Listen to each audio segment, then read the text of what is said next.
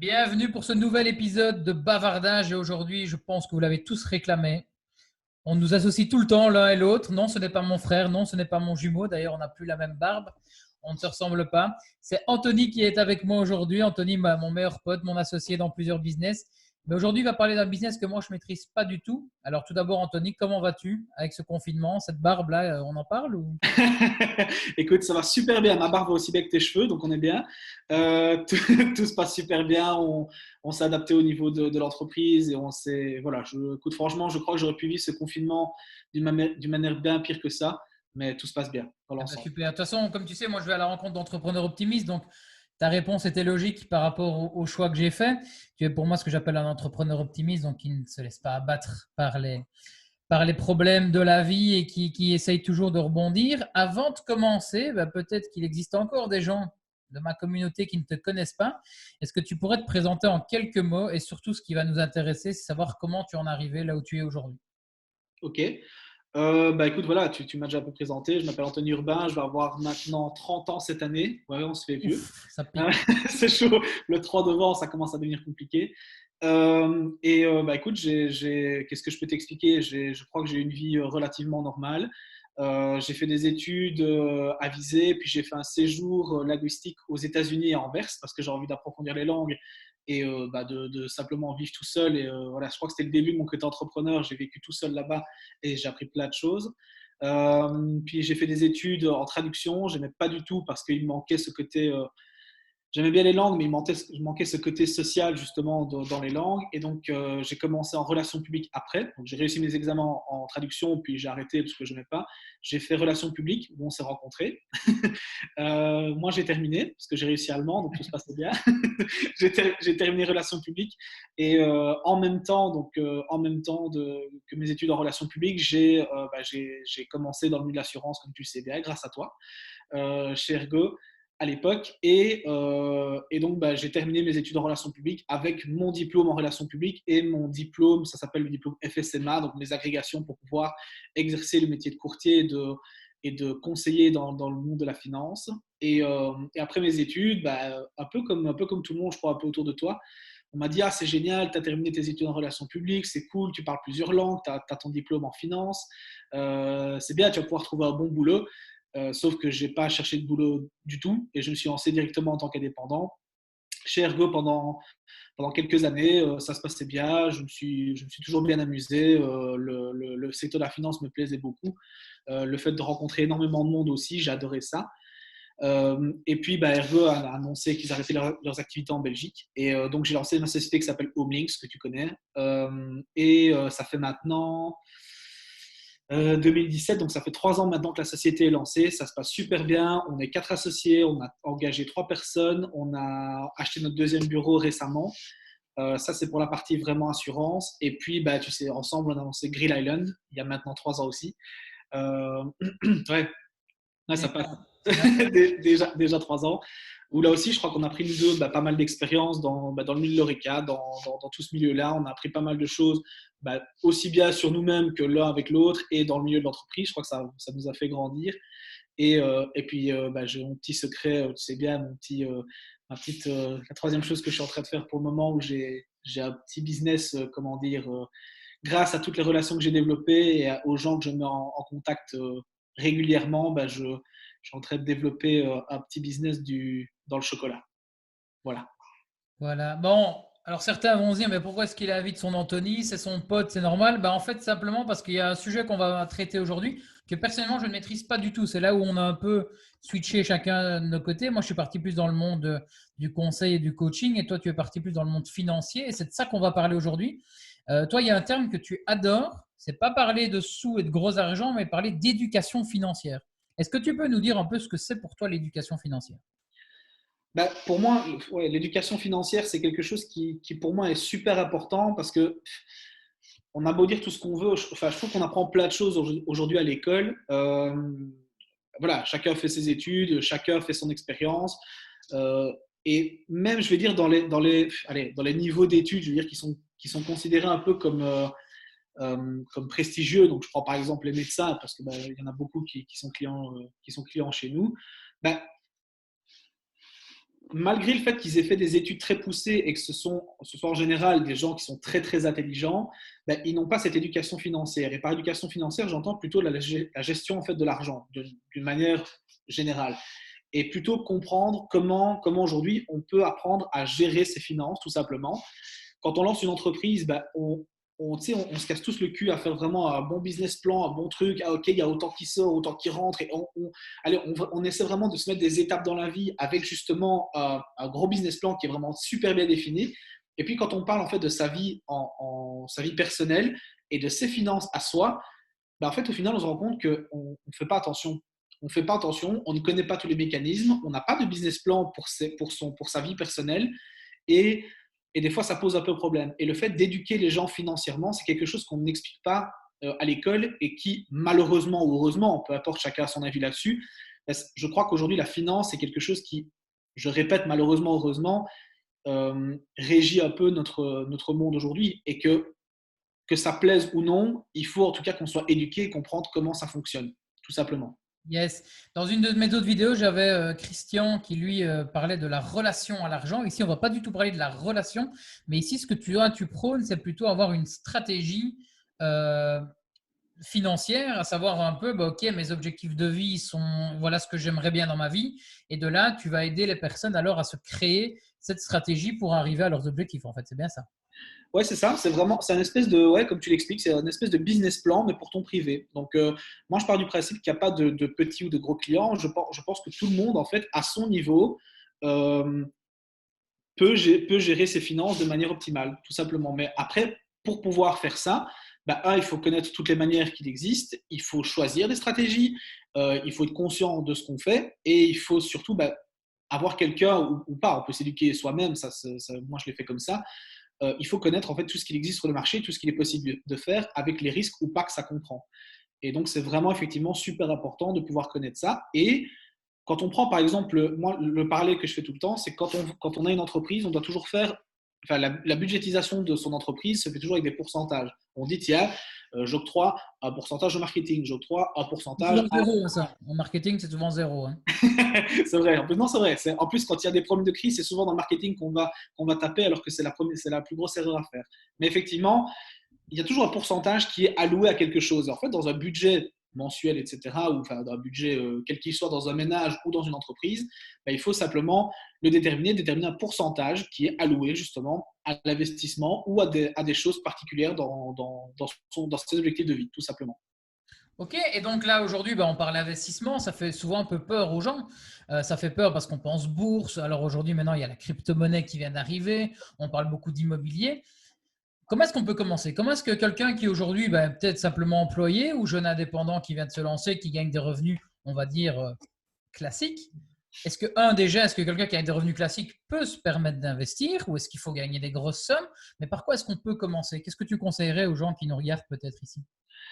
En fait, chacun a vraiment sa situation personnelle. Maintenant, dans les premiers conseils déjà, un tout premier conseil qu'il faut se dire, c'est toujours, c'est peut-être con à dire, mais je trouve qu'il y a vraiment, je vais vraiment parler comme un vieux, mais je trouve que dans la génération qui arrive maintenant, euh, je pense que je veux dire les jeunes, nous aussi, hein, mais voilà, les gens On est aujourd'hui, jeune, hein, on peut le dire, on est ouais, jeune. on est super jeunes, mais effectivement, les jeunes aujourd'hui ont du mal à vivre selon leurs moyens. Euh, je vais te donner un exemple très concret, qui est l'exemple d'une personne très proche dont je ne citerai pas le nom, mais elle, allez, admettons qu'on gagne un certain salaire, ben voilà, ben, c'est quoi, non, je fais encore plus ça, je vais prendre mon exemple personnel. Moi, quand j'ai commencé justement chez Ergo, je n'avais pas un très gros salaire du tout, loin de là, parce que je commençais, je me suis lancé comme indépendant, c'était un peu la galère au début.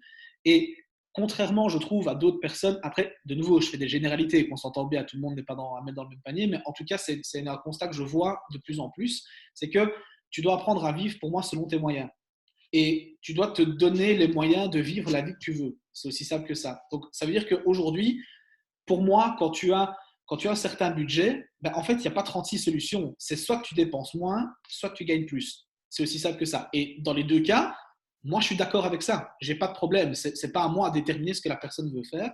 Mais si demain, admettons, tu gagnes 1 500 € par mois et que tu as un loyer qui te coûte 1 000 € par mois parce que tu as envie que tu loues une méga belle baraque, etc., avec une piscine, etc., ben, pour moi, ce n'est pas forcément le bon réflexe. Si tu veux ce genre de villa bien le jeu de mots, t'as vu, de villa ou de villa, hein, voilà. Joli, bravo. Si tu veux effectivement ce genre de vie-là, bah, de nouveau, il n'y a pas de secret, quoi. Soit tu dépenses moins, soit tu gagnes plus. Et donc, le premier conseil, ce serait ça, c'est vis selon tes moyens et n'essaie pas, d'ailleurs, c'est une citation que toi tu disais souvent, c'est ne pas acheter des choses pour impressionner des gens Tout à fait. Acheter des choses dont on n'a pas besoin pour plaire à des gens que l'on n'aime pas. Ouais, il y a une phrase comme ça, effectivement. Voilà, c'est ça. Et donc, je suis effectivement entièrement d'accord avec ce concept-là. Et je dis pas qu'il faut pas, qu'on peut pas avoir envie justement de choses et d'autres. Enfin, tu sais bien, moi j'adore les voitures, par exemple. Toi, tu t'en fous. Ben voilà. Mais alors, moi, par contre, je n'achèterai jamais une voiture si j'en ai pas les moyens. C'est un peu ça. Donc, la première chose, c'est ça, c'est de vivre selon tes moyens. Et si tu aspires à plus, alors travaille plus ou trouve d'autres moyens de générer de l'argent, tout simplement. Donc, ça, c'est la première chose qu'il faut se dire. Et de là, une fois que ça s'est déterminé, alors le but, c'est d'essayer de dégager ce qu'on appelle une capacité d'épargne. Donc, de dire, bah, OK, voilà, maintenant que j'ai bien fait tous mes trucs, hein, voilà, je gagne 1500 euros, j'ai 500 euros de loyer, OK, bon, hors de ces 1000 euros, bah, qu'est-ce que je dépense? Et ça, c'est un exercice que je fais avec presque tous mes clients, c'est de dire, OK, on va faire ton business plan. On va te dire, OK, comme une entreprise, qu'est-ce qui rentre, qu'est-ce qui sort aujourd'hui? Ah, OK, ben, j'ai mis 500 euros. OK, 500 euros de loyer, on les oublie. Puis après, j'ai quoi? Ah, ben, j'ai mon prêt-voiture, il y a 100 euros. Ah, OK, j'ai mon assurance, ça me coûte 50 euros. Ah, j'ai mes courses, ça me coûte autant. OK, fin du mois, il reste par exemple 300 euros. Et la question que je pose tout le temps, c'est de dire, OK, aujourd'hui, ces 300 euros, ils vont où? Qu'est-ce que tu en fais? Et là, souvent, c'est là que ça fait un peu mal, parce qu'en général, on te dit ouais, bah, je ne sais pas. Et c'est là où je trouve qu'il y a un réel problème. Comment ça, tu sais pas? Comment il y a 300 balles Il y a par un trou mois. dans sa poche de 300 euros qui tombe, quoi. Et on sait pas. Exactement. Il y a 300 balles de ta poche et tu ne sais pas me dire aujourd'hui où ils vont. Alors en fait, moi, je sais très bien où ils vont. Et lui aussi, il le sait très bien. C'est juste que j'appelle ça mettre le nez dans son caca, moi, comme les chiens. Tu vois, quand tu dis, écoute, voilà, c'est pas bien ce que tu as fait. Alors, et de nouveau, là, c'est ce que j'explique aux clients ou à mes potes en général. Moi, de nouveau, je ne suis pas là pour juger. Si tu me dis mes 300 euros partent dans des sorties et des restos parce que j'aime bien et parce que j'ai envie d'avoir cette vie-là, Fine. de nouveau, aucun problème par rapport à ça. J'ai aucun souci. Mais alors, ne viens pas me trouver dans 2 ans en me disant je vais acheter la maison de mes rêves. Parce que je te dirais, tu te souviens de la discussion qu'on a il y a 2-3 ans où bah, en fait 300 euros par mois x 12, ça fait 3600, ça fait quoi 3600 euros. Tu aurais déjà pu mettre quelque chose comme un bon 15 000 euros de côté.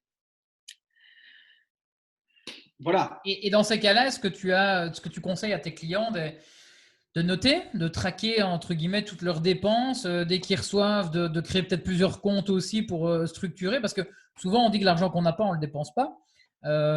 Souvent il y en a qui disent aussi, j'ai déjà entendu passer, c'est moi dès que j'ai de l'argent sur mon compte, il y a une attraction humaine, un réflexe humain qui fait qu'on doit le vider.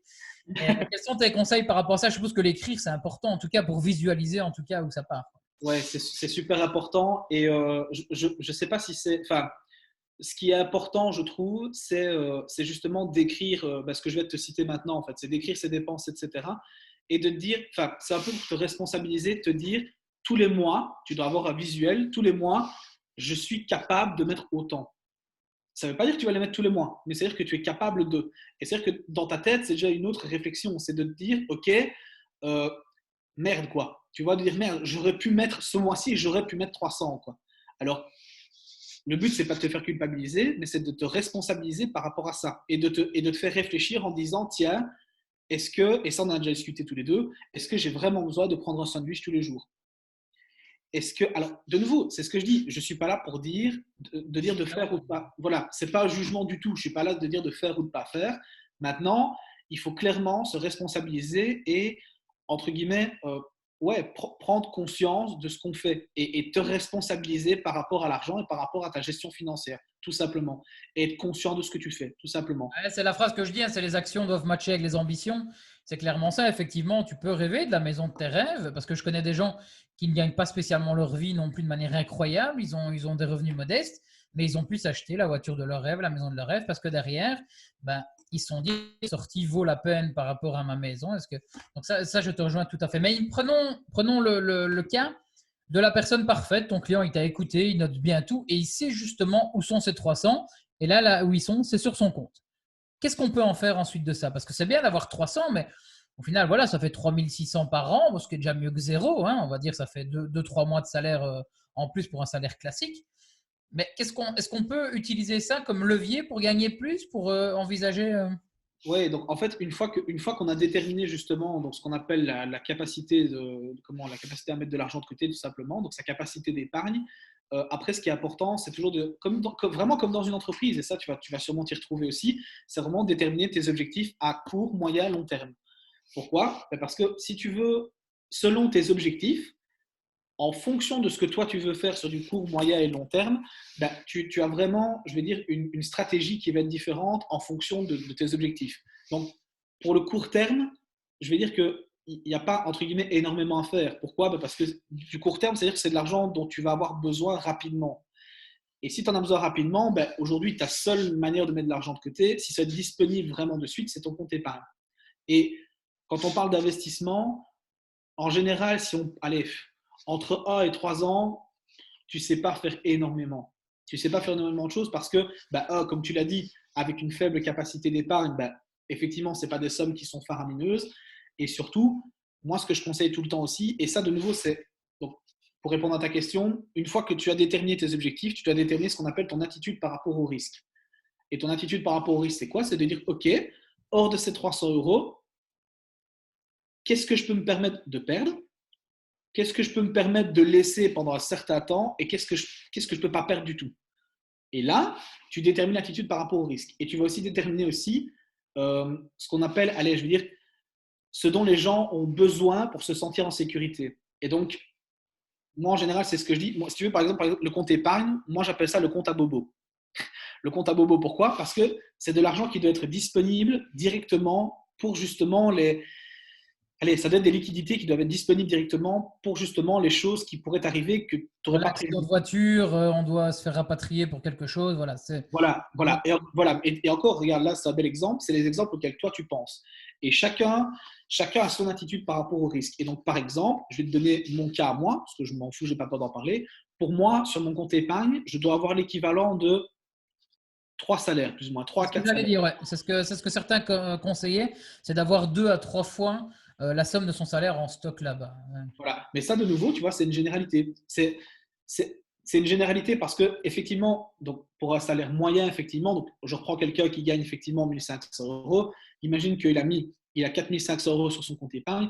Avec 4500 euros, je veux dire, il peut t'arriver déjà pas mal de merde avant de te retrouver à zéro. Pas mal de merde, j'entends.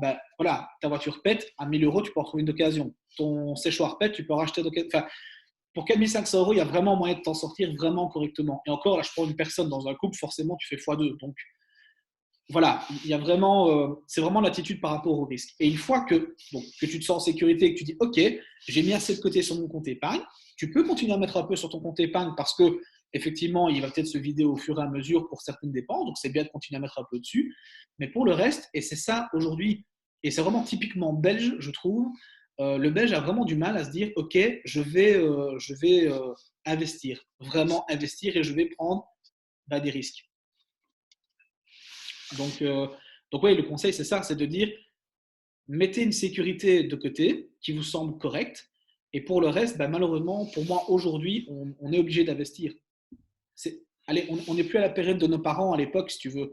C'est ça, il y a vraiment une grosse différence générationnelle qui est en train justement donc la tendance est en train de s'inverser, mais ça prend du temps parce que, parce que le Belge est quelqu'un de peureux, tout simplement, en termes d'investissement. Mais on n'est plus à l'époque de nos parents où on pouvait dire, OK, je mets l'argent sur un tel compte, ça me rapporte du 3, 4, 5% garanti pendant 3, 4, 5, 10 ans, peu importe. Malheureusement, aujourd'hui, ça n'existe plus.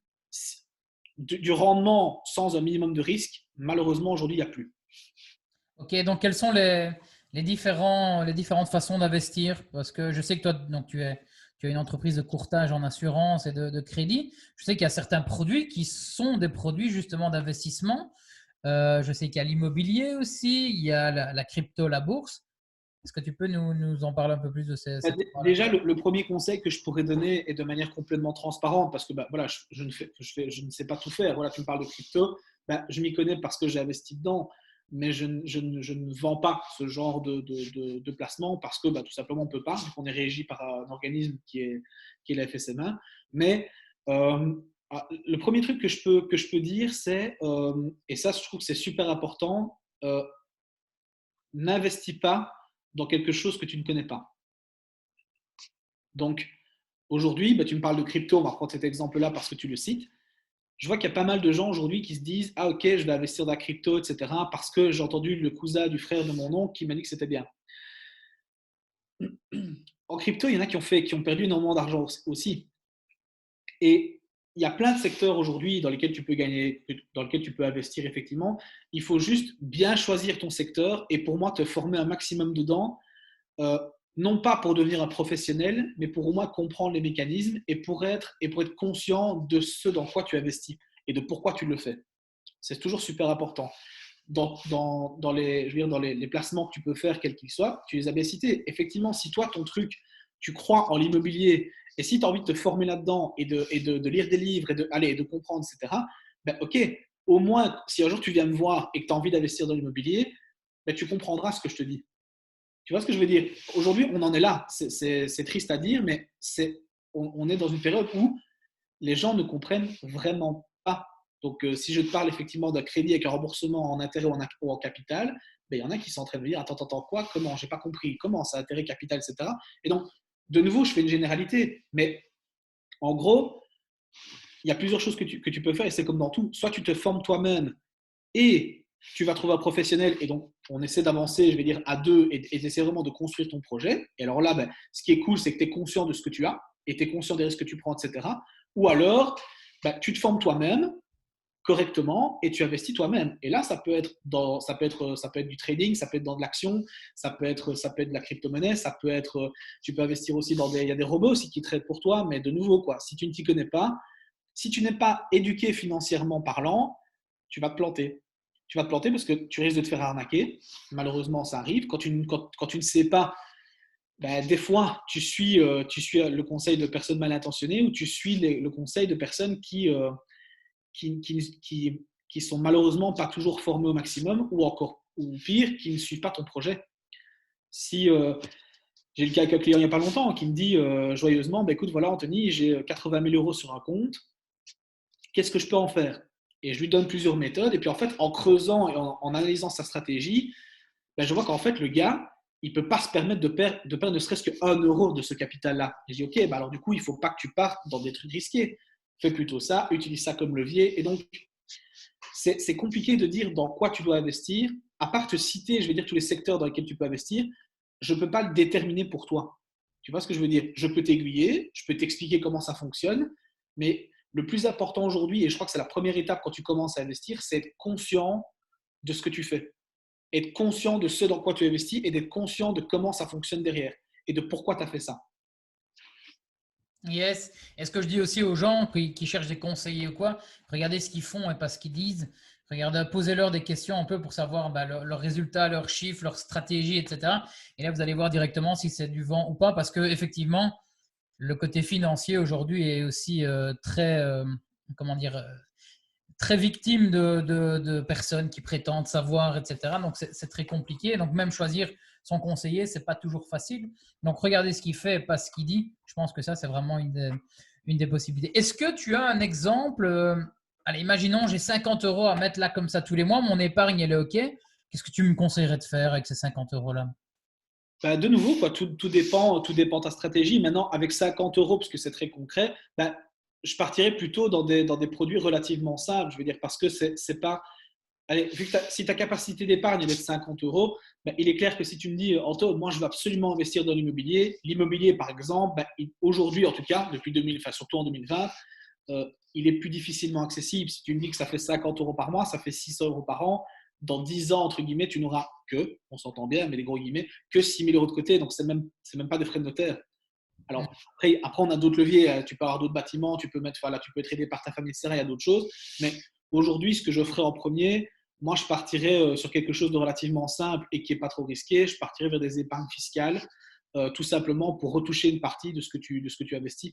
Donc, si tu parles d'épargne pension, d'épargne long terme, au moins sur ce que tu mets, il y a 30% que tu mets de côté parce que je crois que la première chose qu'on doit faire quand on est un particulier et qu'on n'a pas une épargne qui est pour moi énorme, c'est d'essayer de sécuriser sa pension. Parce qu'aujourd'hui, il y a un réel problème dans les pensions, un vrai de vrai qui est depuis longtemps, mais là, plus on avance, pire c'est.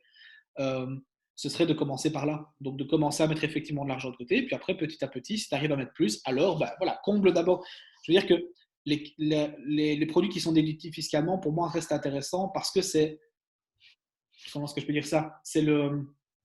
C'est pas des produits qui sont ultra risqués. Tu n'as pas besoin d'avoir une connaissance monstrueuse. Tu peux passer par des professionnels. Donc voilà, bah forcément, nous on le fait.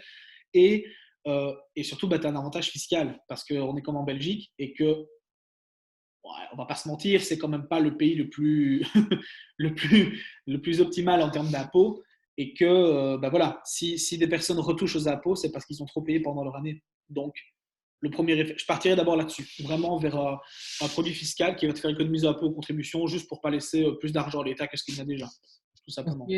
Et tu as peut-être répondu tout à l'heure, mais on va la reposer de manière plus concrète. Comment aujourd'hui on peut se créer sa stratégie financière? Quelles sont les questions à se poser? Ben, il y en a une qui est claire, et je pense que c'est dans tout, dans le business aussi. C'est la fameuse big picture, donc se dire vers quoi on veut, quelle est notre vie de rêve, ou en tout cas notre situation rêvée. Mais après, so what? Qu'est-ce qu'on fait? Comment est-ce qu'on peut commencer étape par étape? Bah, tu peux le faire dans deux sens. Donc, tu peux effectivement faire, comme j'ai expliqué tout à l'heure, donc vraiment, la première chose, c'est déterminer ta capacité d'épargne. C'est le premier truc, c'est voir qu'est-ce qui rentre, qu'est-ce qui sort. Et puis après, une fois que tu as déterminé ça, bah, c'est de te dire, OK, est-ce que cette situation me convient ou pas? Et là, comme j'ai dit tout à l'heure, tu as deux choix. Soit tu diminues tes sorties, soit tu t'arranges pour faire rentrer plus d'argent. Et là, bah, il y a 3 milliards de choses. Voilà, à toi de voir si tu es prêt à faire ces efforts-là et à te dire, bah, OK, je suis prêt à travailler le week-end, je suis prêt à prendre un job en complémentaire, enfin, peu importe. Tu trouves des moyens effectivement pour faire rentrer plus d'argent. Et puis là, effectivement, grâce à ta big picture, comme tu l'expliques tout à l'heure, c'est de dire, OK, c'est quoi mon objectif? Qu'est-ce que je veux faire? Ah, j'aimerais bien et c'est vraiment comme dans une entreprise, de me dire, OK, je vais acheter un appartement, par exemple, que je veux mettre en location pour justement faire rentrer un peu plus d'argent, pour commencer à faire travailler mes épargnes, etc. OK, cet appartement, il coûte 150 000 euros. Il y a combien de frais de notaire sur 150 000 euros? Ah, 20 000 euros. OK, d'accord, il me faut 20 000 euros. Comment est-ce que j'y arrive? Tout simplement. Ah, OK, j'arrive à mettre, je ne sais pas moi, 500 euros de côté par mois. Ok, 500 euros de côté par mois, ça fait quoi? Ça fait 6 000 euros par an. Ok, donc ça veut dire que dans plus ou moins 3 ans et demi, bah, cet appartement, je peux l'acheter. C'est cool, c'est bien.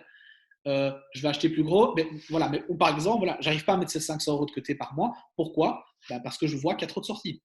Ok, je diminue, j'essaie de mettre 500 euros de côté. Je vois que c'est pas possible. Genre, je suis déjà à sec tout le temps. Ok, comment est-ce que je fais aujourd'hui pour me trouver un revenu récurrent tous les mois de 500 euros par mois, d'une manière ou d'une autre? Et là, ben, même toi, tu coaches les gens là-dessus pour trouver justement voilà, des manières créatives, je vais dire, de se créer d'autres revenus, etc., que ce soit en ligne, que ce soit avec des formations, enfin, peu importe. Il y a 3 milliards de choses à faire.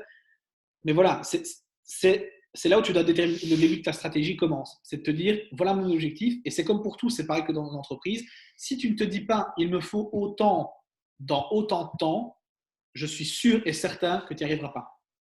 Et alors, tu as, une expression un peu neuneux, tu vois, où on dit, ouais, vise la lune et tu atteindras peut-être les étoiles. Bah, au final, c'est plus ou moins la même chose. Si tu te dis, il me faut 20 000 euros dans 3, 4, 5 ans, et que dans 3, 4, 5 ans, tu en as 18 000, ben, c'est bien, tu vois, c'est mieux. Si tu as eu des coups durs, si tu as s'il y a des choses qui sont mal passées entre temps et que tu as eu besoin d'argent, ben, qu'est-ce que tu veux que je dise? Ça arrive, ça fait partie de la vie et c'est pareil que dans une entreprise.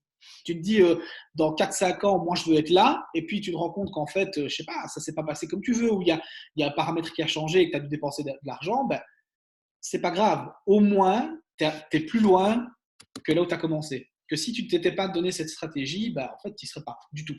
Et même des fois avec des petites sommes. Hein. Moi, à l'époque, quand je me suis lancé, je me rappelle, j'avais fait, je sais plus comment on appelle, un truc automatique qui partait d'un compte à un autre. Je sais plus le terme, tu vas m'aider. Un ordre permanent. Voilà, merci. Et j'avais mis 150 euros, je crois, et en fait, j'ai totalement perdu de vue ce compte.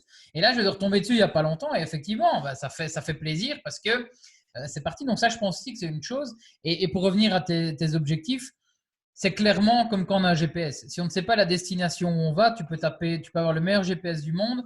tu iras dans tous les sens, tandis que là, au moins, tu sais concrètement comment aller. Et tu sais aussi, à un moment donné, quand tu vas être devant ce fameux sandwich, hein, on en parlait tout à l'heure, est-ce que je l'achète ou pas? Ben, tu sauras mieux te dire, tu sauras en toute connaissance de cause. Donc, en tout Ouais, cas, ben, ça, c'était top parce que je pense que ça peut vraiment aider les gens qui. Parce que je pense qu'aujourd'hui, on peut se le dire, il y a quand même une grosse majorité de personnes qui ne sont pas éduquées financièrement parce qu'on ne l'apprend pas à l'école, parce que ça ne fait pas partie. Je pense aussi que c'est une question de mentalité. Hein. Je ne pense pas qu'on discute non plus argent beaucoup ici en Belgique. Mais en tout cas, ici, ils ont la base pour commencer à se poser les bonnes questions et de se dire ouais, ok, je suis dans le bon ou pas du tout. Il a totalement raison. Je suis totalement à côté de la plaque par rapport à mes objectifs, etc.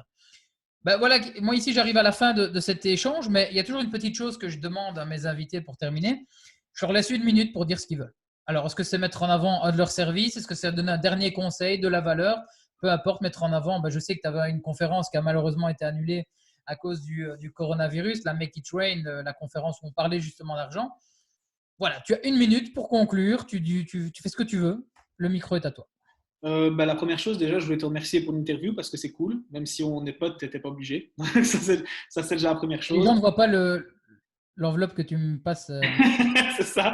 Bah, écoute, en plus, par vidéoconférence, ils voient quand même qu'on n'est pas au même endroit. Donc, mais voilà, donc, la première chose, je voulais te remercier. Ça, c'est déjà la première chose. Et écoute, pour conclure, non, je crois, moi, j'ai vraiment une vision à long terme. C'est que mon but dans du moyen terme, je veux dire moyen terme, c'est vraiment d'essayer d'impacter un maximum de personnes et d'essayer vraiment d'éduquer un maximum de gens financièrement parce que je pense que comme tu l'as très bien dit tout à l'heure, ça ne se fait pas aujourd'hui à l'école et même en dehors de l'école, il y a encore pas mal de gens qui ont du mal à s'éduquer. Quand tu dis qu'en Belgique, on a du mal de parler d'argent, ben, je trouve que c'est vrai, mais je pense qu'on n'est pas obligé forcément de parler d'argent en fait. On n'est pas obligé de parler de sommes, on peut simplement discuter de stratégie financière sans forcément dire des sommes, tu vois, parce que on s'en fout de si toi tu mets 1 million de côté par an et moi 100 000 ou même 50 € par mois. Le principal, c'est de discuter de la stratégie de chacun parce que ça va te donner des idées et ça va te permettre à toi d'adapter tes stratégies. Et, euh, et voilà, la nouvelle, tu sais aussi, mais moi je vais effectivement commencer tout doucement à aussi, je passerai par toi, à faire des vidéos, etc. et à essayer d'éduquer un maximum de gens pour que justement ça n'arrive plus et pour j'ai vraiment une vision long terme où j'aimerais bien impacter un maximum de gens sur l'importance de l'éducation financière et, et surtout comment est-ce que je peux dire ça simplement, l'accessibilité à la connaissance, le fait de simplifier des choses qui des fois semblent complètement allez, qui sont complètement hors de portée et bah, tu le sais bien, moi une chose, enfin un thème que j'aborde dans mes conférences, c'est le crédit bullet. Et je me suis rendu compte, grâce à ça et grâce aux conférences que j'ai données, notamment à Bruxelles, qu'en fait, pour moi, c'est quelque chose qui me semblait très simple. Et pour moi, tout ce que je fais aujourd'hui me semble relativement simple parce que c'est de l'information qui est accessible aujourd'hui à tout le monde. Tu peux la trouver sur Internet, tu peux la trouver un peu partout. Mais le fait que ce soit du vocabulaire financier, le fait que ce soit quelque chose qui est pas forcément sexy en fait aujourd'hui. Tu sais, tu parles à quelqu'un d'investissement, branche 23, il va dire ah, trop bien, génial, j'ai vraiment trop envie d'apprendre là-dessus.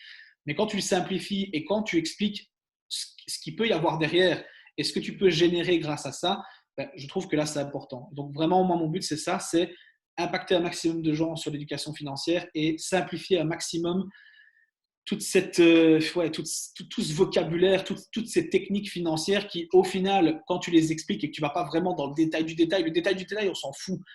Quand tu les expliques de manière relativement simple, avec des exemples, avec des exemples même chiffrés des fois, ben, au moins ça t'ouvre l'esprit et tu es conscient que ça existe. Après, tu peux passer par un professionnel, mais au moins, allez, tu sais que ça existe et tu sais qu'après, toi, tu peux l'appliquer. Après, c'est peut-être pas le bon moment, ce sera peut-être pas, peu importe, mais au moins, tu es conscient que ça existe. Et donc, voilà, ma petite minute, j'ai pas besoin de faire vraiment de pub. La société s'appelle Omix, ils peuvent venir nous trouver s'ils veulent, il n'y a pas de problème. Enfin, voilà, on est ouvert à tout le monde, tu le sais bien, on est une jeune équipe super sympathique. Et pour ma part, ben, voilà, je vais me lancer là-dedans. J'en discutais avec mes associés justement il n'y a pas longtemps. On va se faire une petite retraite stratégique bien sympathique et on va vraiment créer maintenant du contenu vidéo pour rendre ça accessible et adapté à la Belgique. Parce qu'en France, il y a quelques personnes qui le font, mais en Belgique, pas du tout. Donc voilà. Écoute, ça tombe bien, ici on a la fin de la vidéo et de toute façon, à mon avis, il n'y a pas grand monde qui va jusque la fin de cette vidéo. Donc, je peux lâcher une petite exclue. C'est qu'avec mon ami Geoffrey, que tu connais aussi, on va lancer le sommet de l'infra. Donc, l'infra, si tu te rappelles, la méthode infra, c'est une méthode de toutes les choses qu'on n'a jamais appris à l'école mais qui est dans le business. Infra, donc je vais vite le faire, c'est pour inspiration, networking, éducation financière, risk management et alignement. Et pour la partie financière, effectivement, on fera appel à toi, bien entendu. Je ne dis pas encore quand ça sortira. Et de toute façon, ça se trouve, personne ne nous entend là maintenant. Personne n'écoute au bout. Mais si vous écoutez, n'hésitez pas à mettre un commentaire, ça me fera plaisir. Mais oui, effectivement, de belles choses vont se propager, puisqu'on ce qu'on aime aussi, c'est le réseau, c'est s'entourer de personnes qui sont limite meilleures que nous, puisque ça nous fait évoluer. Donc, pour tout ça, je pense que les prochaines années vont être assez sympas et que voilà. Donc, un grand merci à toi pour ton temps. Hein. On a vu ton chien qui faisait la sieste, mais qui s'est réveillé. Donc, tu es bien confiné. Tu respectes bien les règles. Elle est très bien. Non, elle est toujours là. Écoute, c'est ta première élève. Écoute, bonne fin de confinement. On arrive bientôt à la fin. On se reverra sûrement pour les barbecues flottants. Mais voilà. Un grand merci à toi et à très vite. Merci à toi aussi et quand tu veux. Gros bisous.